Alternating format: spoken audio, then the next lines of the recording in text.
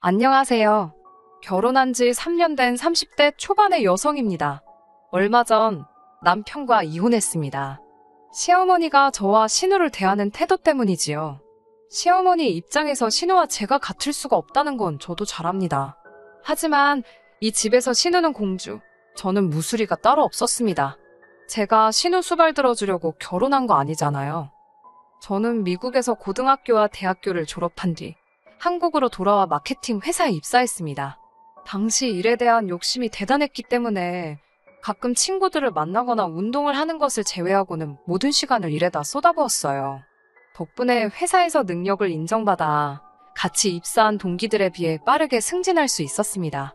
하지만 그렇게 일한 지 5년이 지났을 무렵 문득 이렇게 사는 게 맞는 건가 싶더라고요.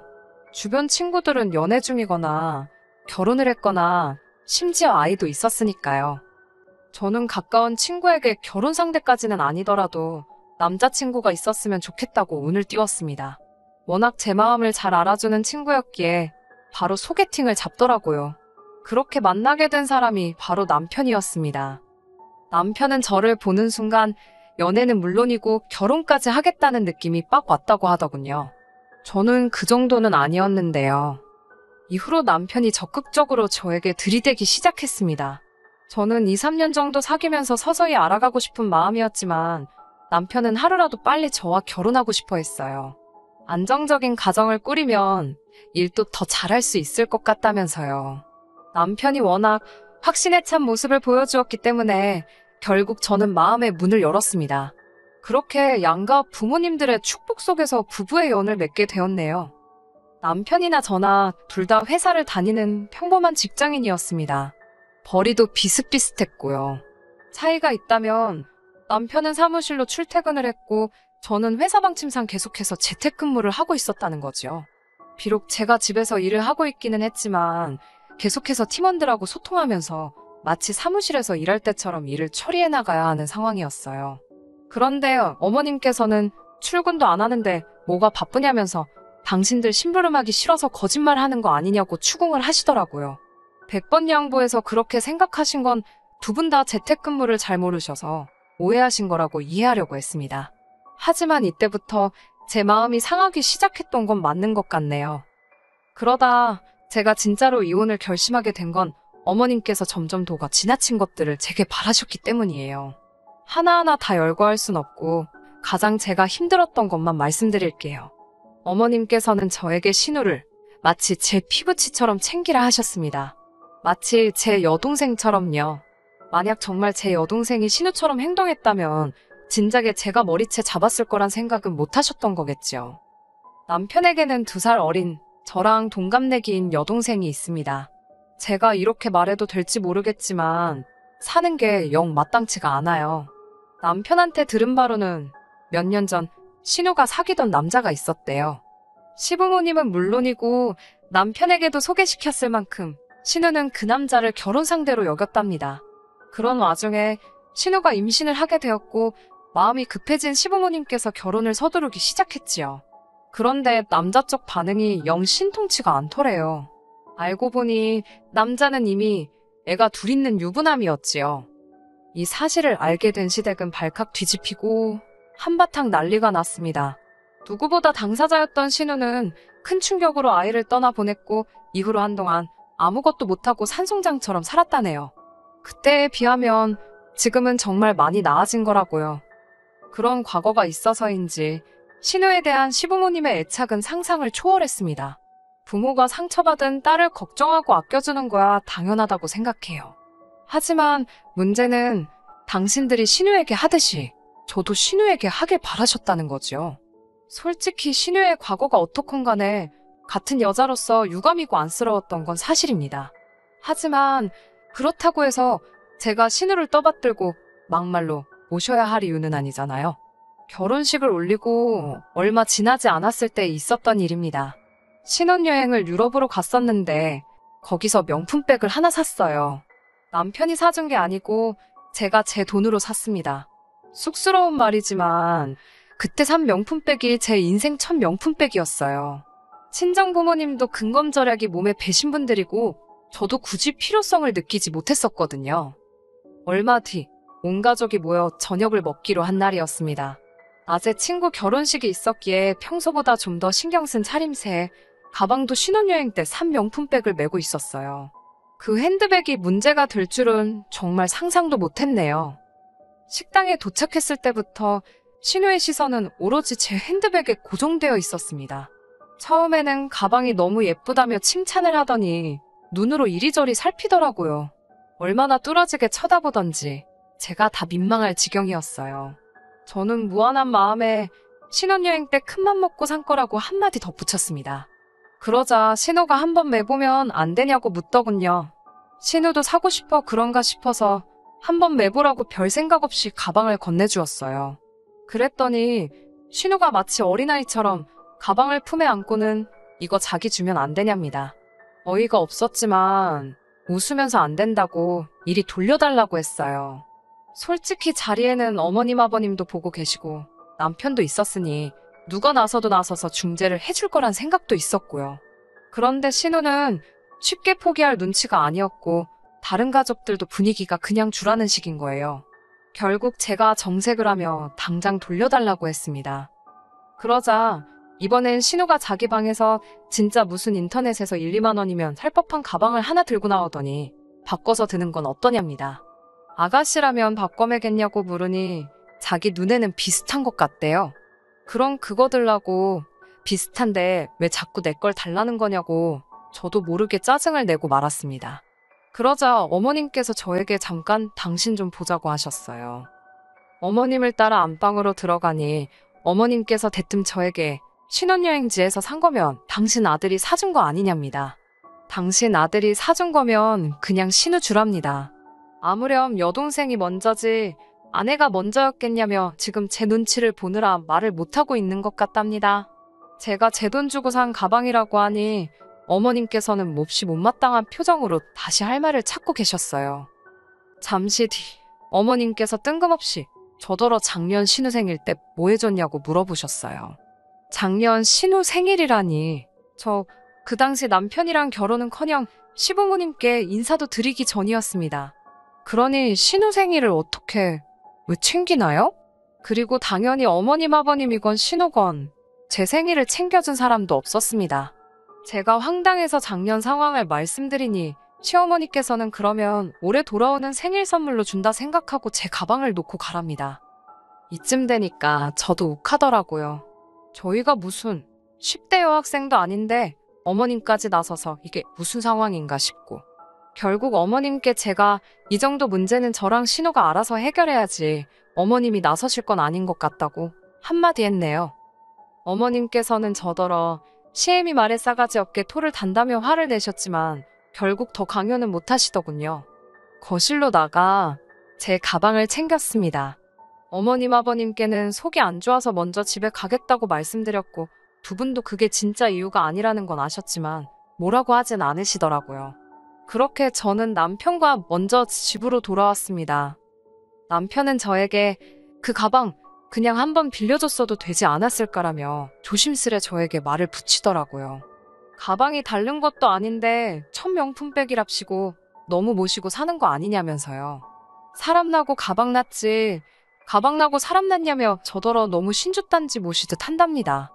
제가 어이가 없어서 지금 당신 동생 안 빌려줬다고 말을 그따위로 하나 본데 앞으로도 내가 설령 이 가방을 시궁창에 처박게 될지언정 네 동생은 안 빌려줄 거라고 그랬습니다. 다들 정신 좀 차리라고요.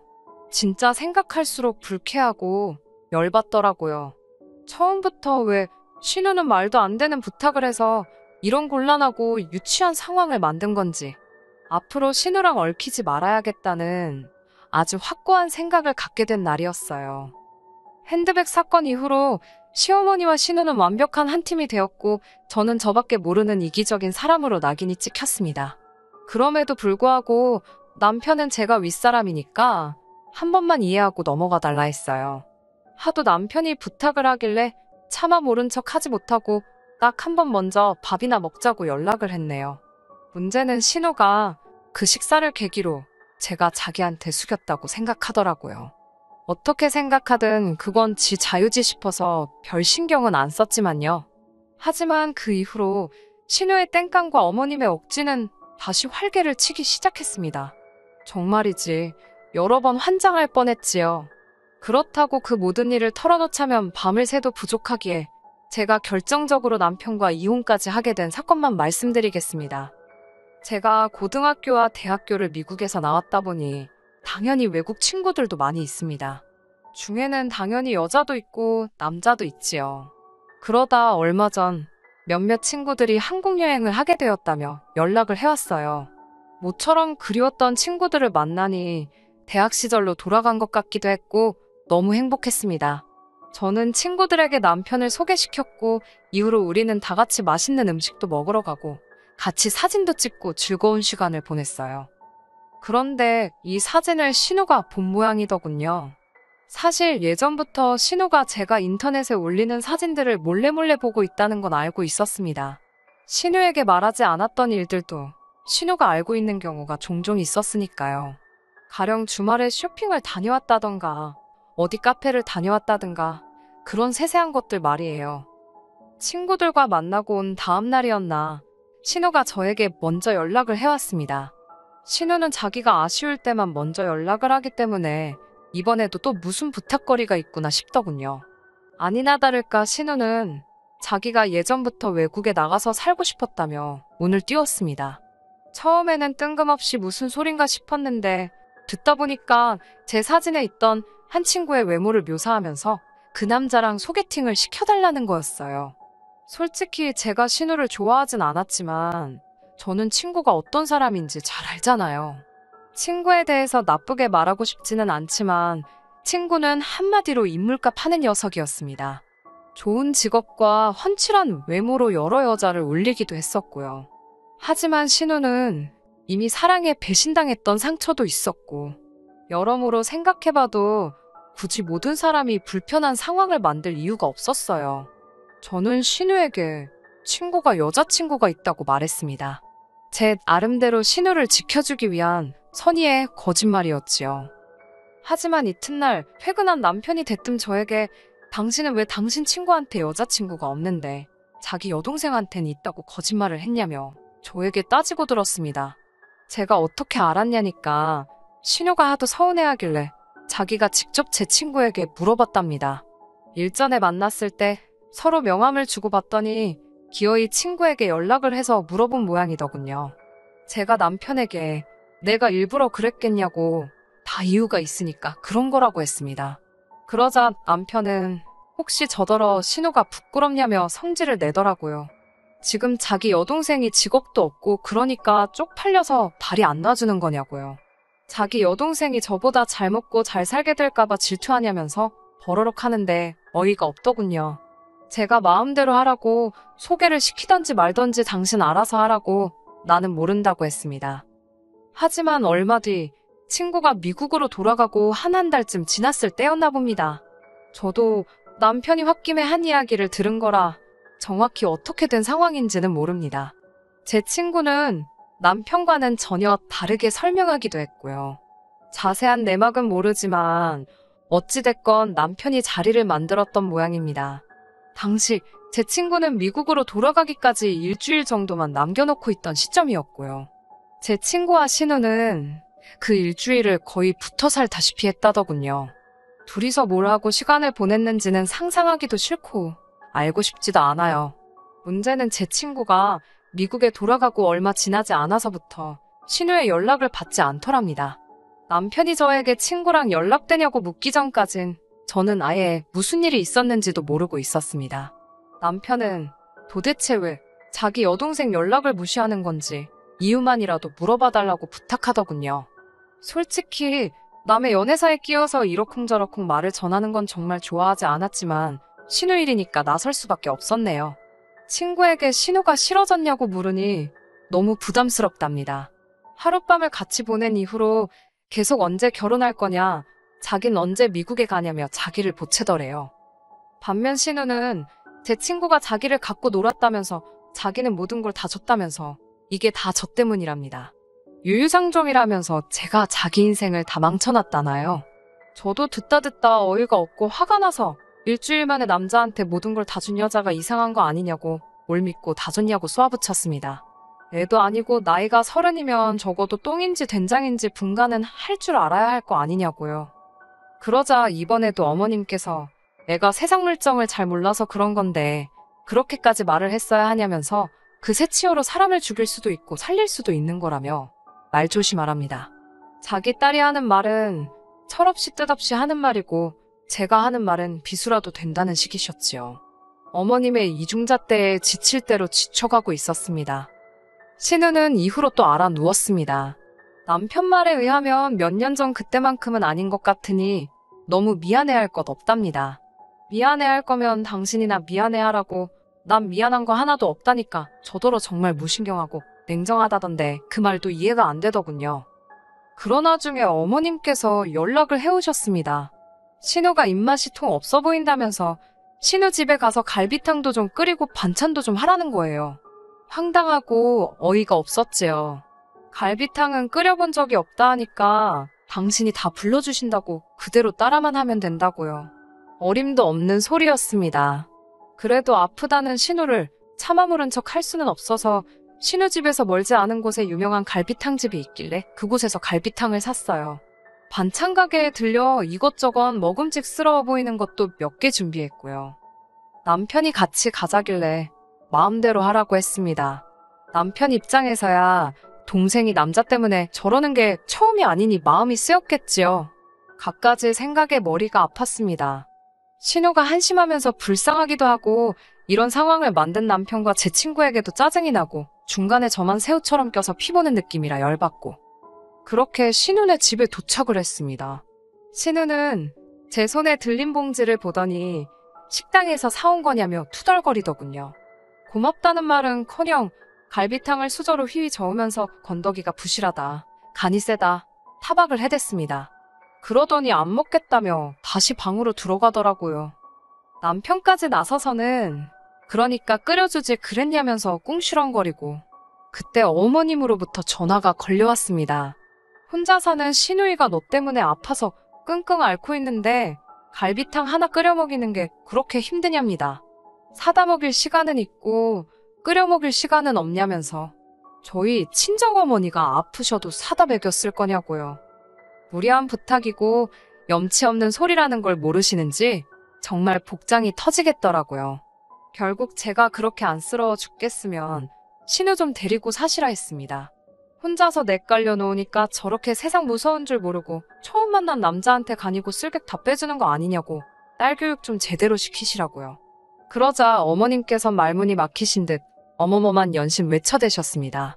저는 전화를 끊어버렸고 신우 방문을 열고는 너도 나이값 좀 하라고 나이는 어디로 처먹었냐고 싸댔습니다. 남편이 제 손목을 잡더니 말을 왜 그렇게 하냐입니다.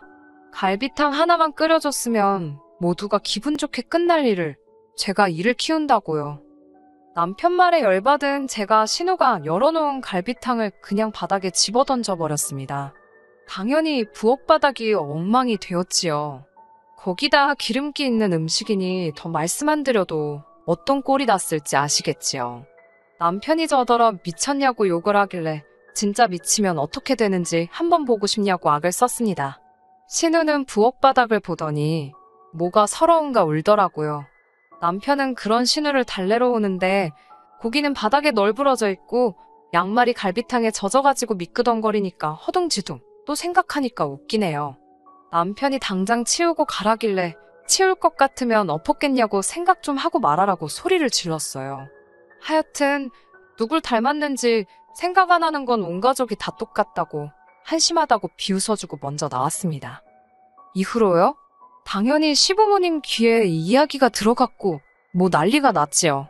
남편은 무조건 제가 사과하지 않으면 이혼이라길래 이혼하자고 했어요. 바라던 바라고요.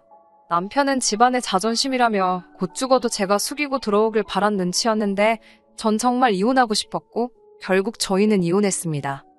후회되냐고요? 전혀요. 오히려 홀가분할 뿐입니다. 제가 무슨 부귀영화를 누리겠다고 욕먹어가면서 신우 비위를 맞추며 사나요? 하고 싶은 사람들이나 그렇게 살라 하죠. 뭐 전 너무 행복합니다. 끝까지 들어주셔서 감사합니다. 오늘의 사연은 여기까지입니다. 구독과 좋아요, 알람 설정 부탁드리고 더 좋은 사연으로 다시 찾아뵙겠습니다. 감사합니다.